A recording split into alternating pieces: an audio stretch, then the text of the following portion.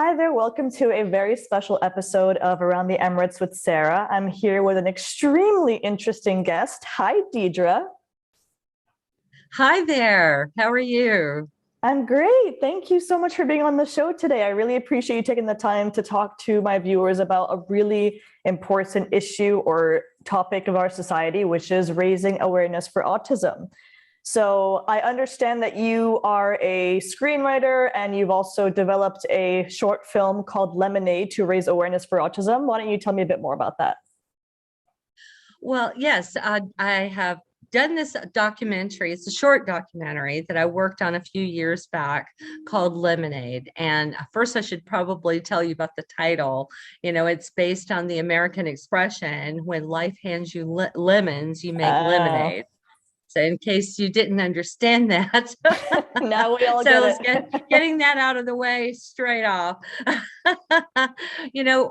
Because that's what it feels like to a lot of people who have an autistic individual in the family. Hmm. It can feel like life has really handed you a raw deal, and some people will go into a lot of that self-pity and ask, why me, Right. why did this happen to one of my children, but I mean, the film was about, really putting to rest some of that feeling, that it's not all bad. I mean, there are ways that you can turn it around, Hmm. and make something positive out of it, and you can experience the kind of satisfaction and love, and a feeling that you're doing something good for someone that that you've never experienced in your life. I mean, it can be a profound experience to raise someone with autism. Hmm. um, and also, I just wanted to, give some advice to people who might find themselves with a Yeah. person at home, an adult at home, that they don't really know what to do with at this point, because, you know, younger people with autism have it a lot better now. I mean, let's face it, Hmm. it's working. Autism awareness, the push is working, and the Right. younger ones have benefited a lot from that, for more centers. Of course, more is needed. Hmm. Even the centers we have waiting lists. So, I Yeah. mean, with the growing numbers of autistic people being diagnosed all the time, I Hmm. mean, when you think about it, it's frightening, how much we need there, because there's consensus now that 1 in 40 boys worldwide, are diagnosed with autism now. Wow. 1 in 40. I mean, yeah, and one That's in so much more 55 like children popular than I thought or all. common. It's incredibly common. I mean, more than cancer, AIDS, and diabetes combined. Wow. Okay, so so what you wanted to do is you have a family member who is autistic and you wanted to use this short documentary to raise awareness, explain to people like what you can do to help and how it's actually not that like it's not something that's bad. We should turn it into something that's good and how we can benefit from this and teach others to do the same. Yes, exactly. I think that it's really important to know that it's not the end of the world. I mean, there's Hmm. some benefits that you can get out of this personally. Like, for example, I never knew how patient I was capable of being until I had Ibrahim. Hmm. Then I really learned how much patience I'm truly capable of. I never knew I never knew how much love I was capable of giving until I had Oh. Ibrahim. Do you mind Yes. taking me kind of a bit through that process of like how you found out when he was diagnosed, just like a little bit of like a brief on that? Sure, absolutely. Well, he was about a year and a half, 18 months, and Hmm. we had gone through his vaccinations normally. I mean, don't get me wrong, I'm not an anti-vaxxer. Before people I hate that they're using that term nowadays, Yeah. anti-vaxxer. It's not that. It's just that there is a correlation between the time one would have the MMR injection and what or at least at that time, because at that time it was at 18 months, one would be Hmm. expected to have that vaccination. And it's either that, or it was just around that time that one saw, the symptoms of autism come to light, in your child, because Yeah. he was completely fine before that. He was Mm-hmm. talking and making eye contact and hitting his developmental milestones normally.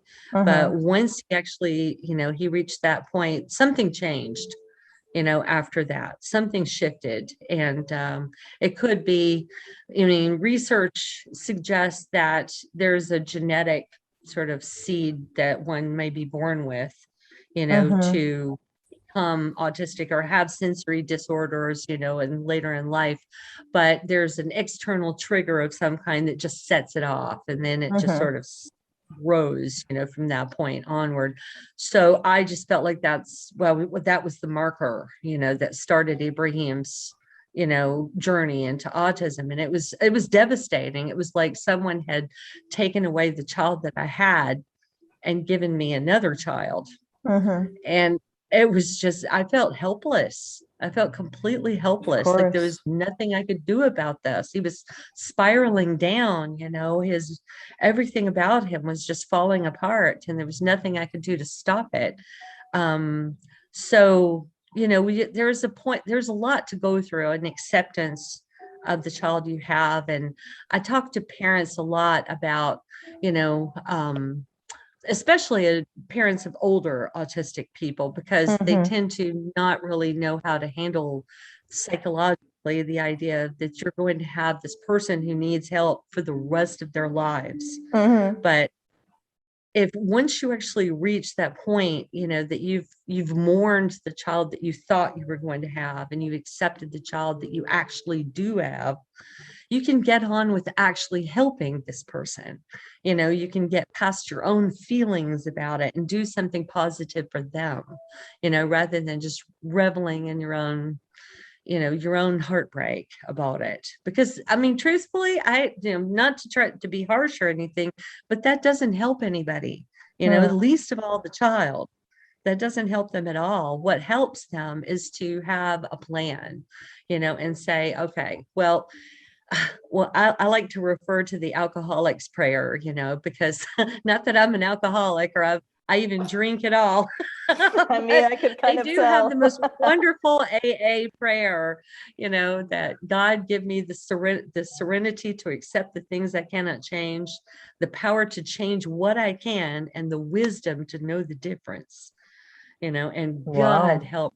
That really applies to having a child with special needs. Mm-hmm. You really need to focus your energy into what you actually can do, rather than focusing your energy on what can't be changed, It's you actually know? really interesting how the way that you phrase that. Like, I love the way that like the words that you use, like you need to mourn for what your child, like, what you knew of your child, and to move on with the considerations of like, what, this is the person my child is going to grow up to be. And let's Yeah, see how we can work with this. Let's see what we can do that will make this the easiest and most kind of uplifting journey for everyone as much as possible. I love like that positive mindset, because that's so thank important to apply in all aspects of our life. I mean, of course, with having or a family member or a child or an adult who has autism, it's important to remember that at the end of the day, you are still family. This is still somebody that you love. That's your flesh and blood. So it's always like, what,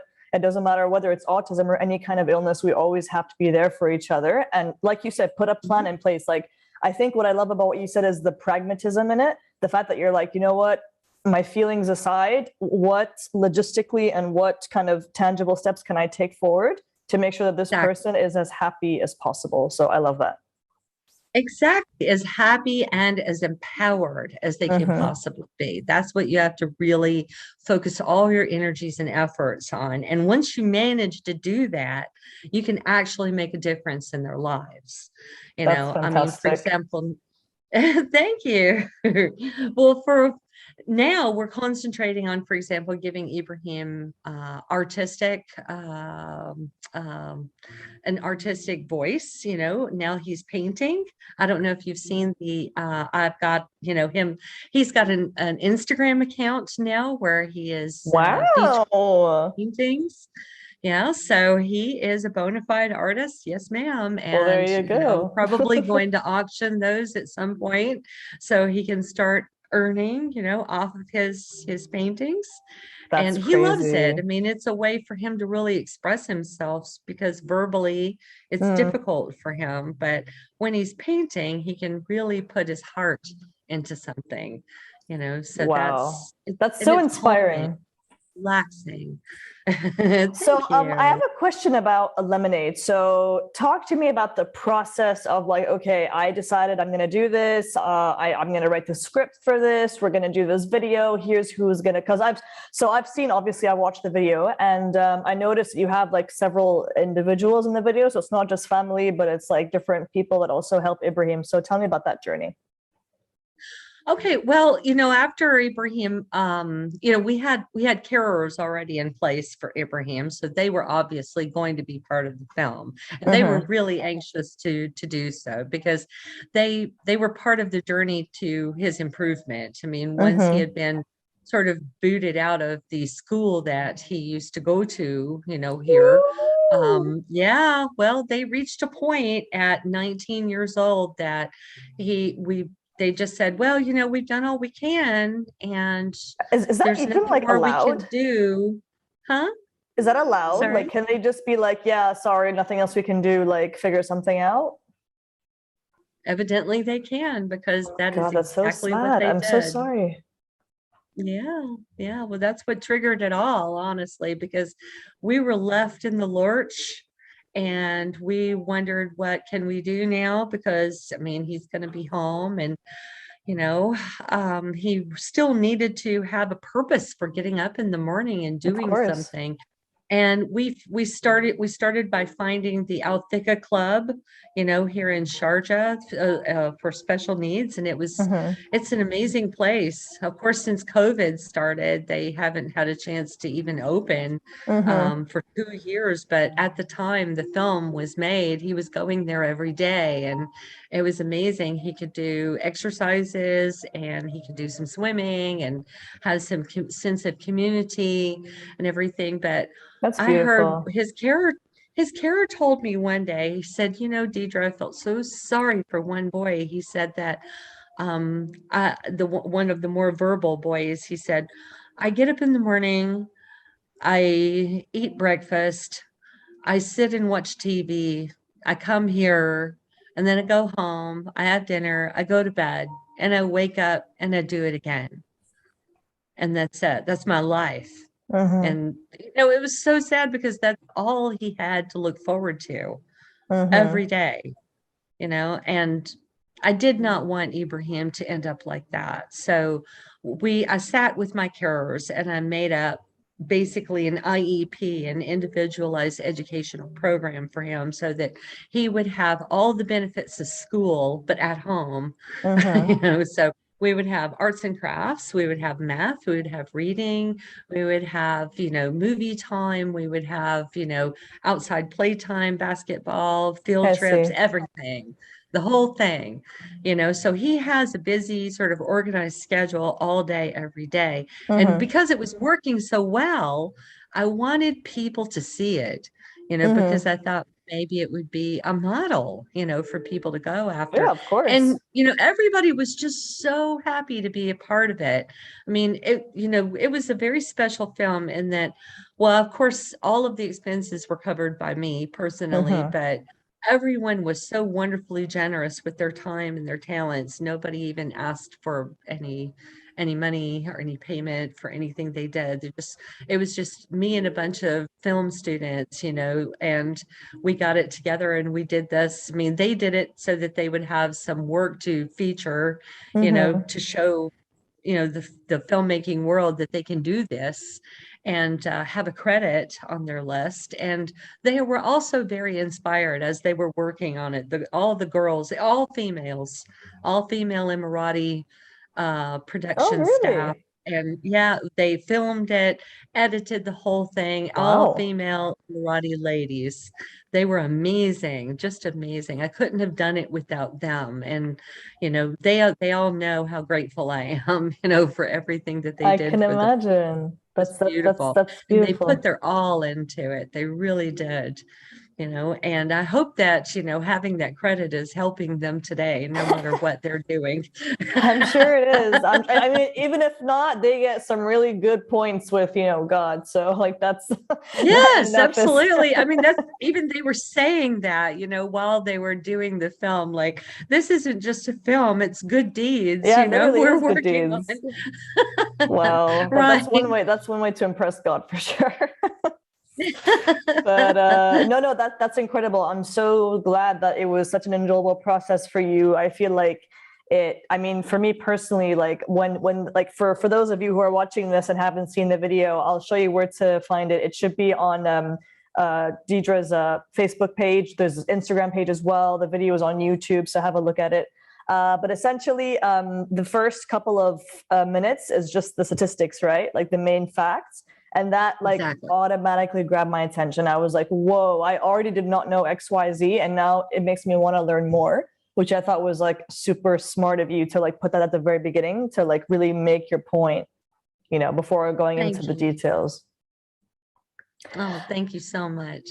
No, I'm actually, I honestly, like from the bottom of my heart, I cannot tell you how inspiring it is to talk to someone like, who's experienced it firsthand, and you're so positive, and you're a mother, but you're also like a wife, and you have all these achievements, and you're like, you find a reason to continue to be inspired every day. And it's amazing to like to see someone like that who's like so motivational and just be like, wow, like if she can get through all of this, like, I can get through anything basically.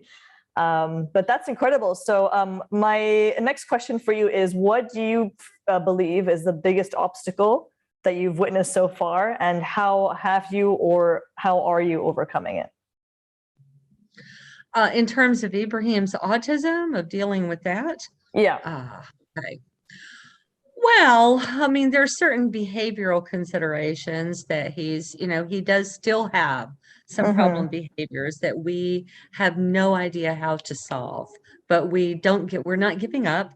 We're still working on it. We're still Mm-hmm. trying whatever we can find. And it's always a matter of doing your research and finding out if there are other parents who have tried certain behavioral control methods, or, not, I don't want to say punishment, but, withholding rewards or giving rewards, basically ABA therapy, applied behavioral analysis Mm-hmm. principles, to Ibrahim's program every day, so that we can sort of, push him towards, making the right choices.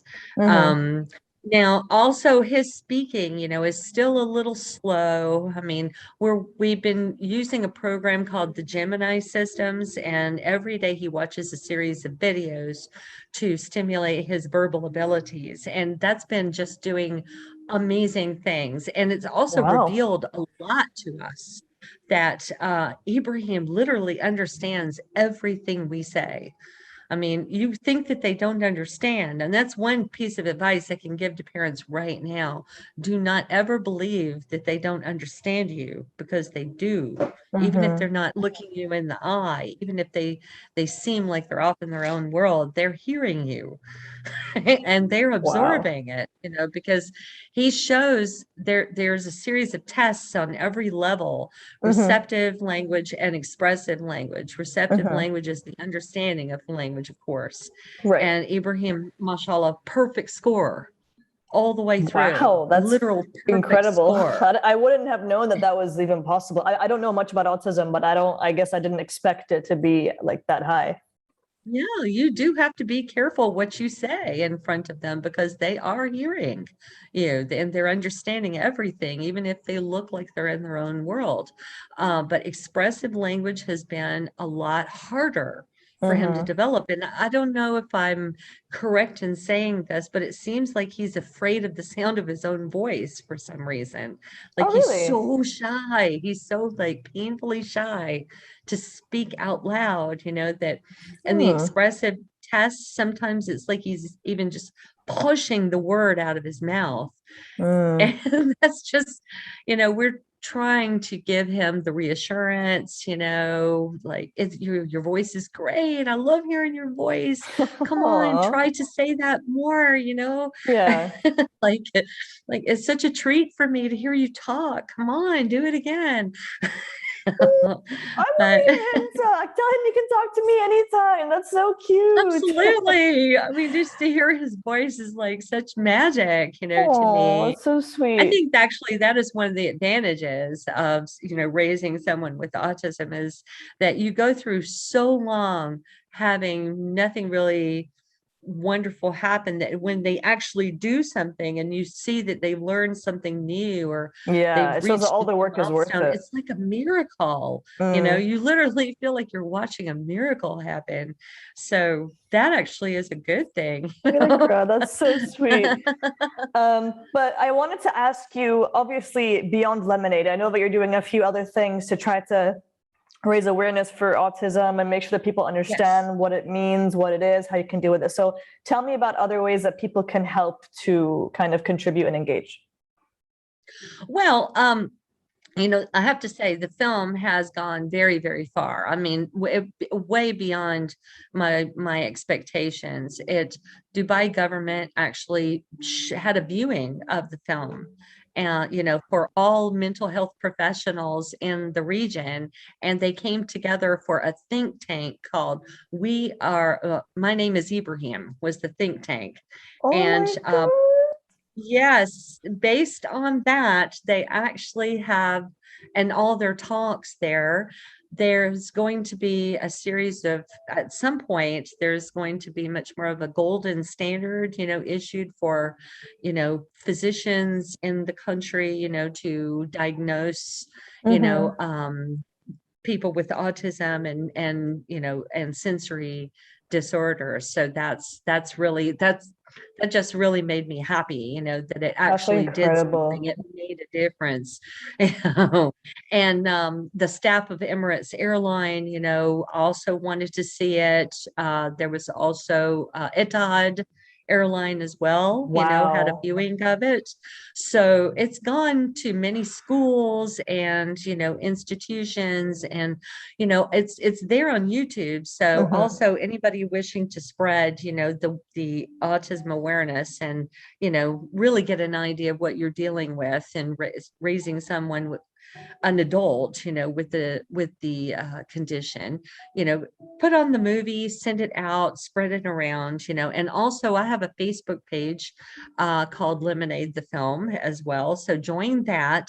That way there's a place to talk about issues in raising someone with autism, maybe, ask questions, Mm-hmm. get into groups. There's also a lot of other groups on Facebook as well, like parents of children on the spectrum and that sort of thing. I mean, there's literally, dozens of them, so that Yeah. I find them incredibly helpful for people who just want to ask a general question. They can just put it out there, and before you know it, like, Someone's answered you. hundreds of parents just chime in, their answers. Wow. So, What a and community. sometimes That's they can be incredible. incredibly helpful. Yeah, the social media is really getting better, and that's one.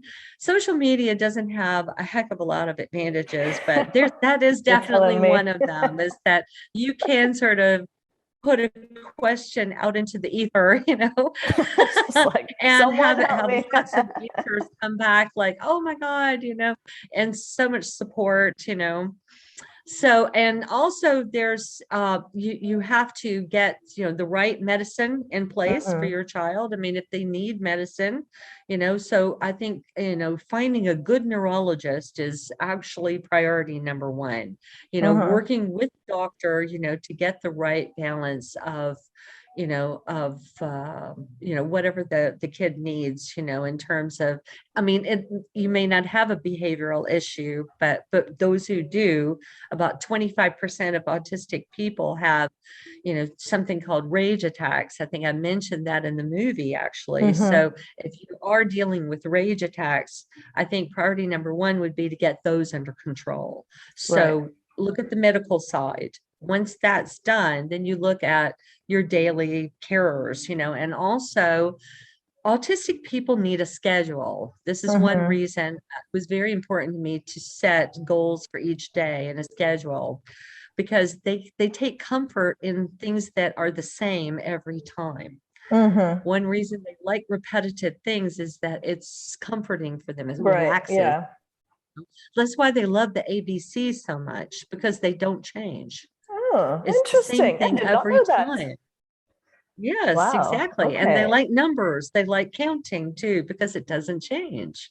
It's reliable. That makes a lot of sense. Yes, but yeah, math is probably one of the most reliable kind of topics because it's literally just messing around with the same set of numbers that you The know in different same thing. ways. That's Exactly. crazy. So Wow. a schedule makes them feel better, have a schedule every day. Also, autistic people are very visual. All right. So Mm-hmm. they need visual cues, when something is going to change.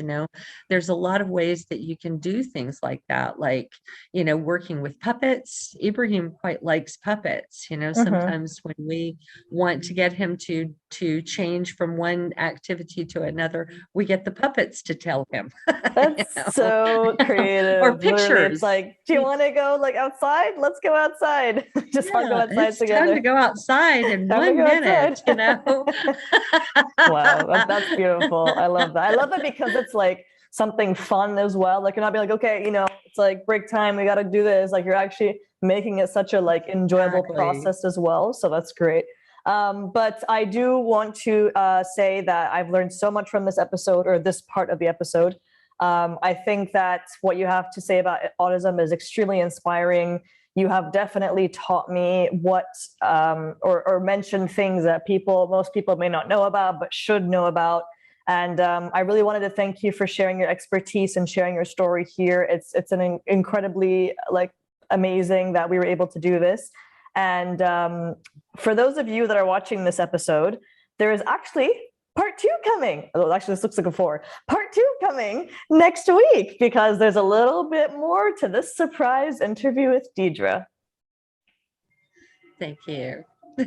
Thank you guys so much. If you have any questions for Dedra, I'll be tagging her in my Instagram pages and all my social media.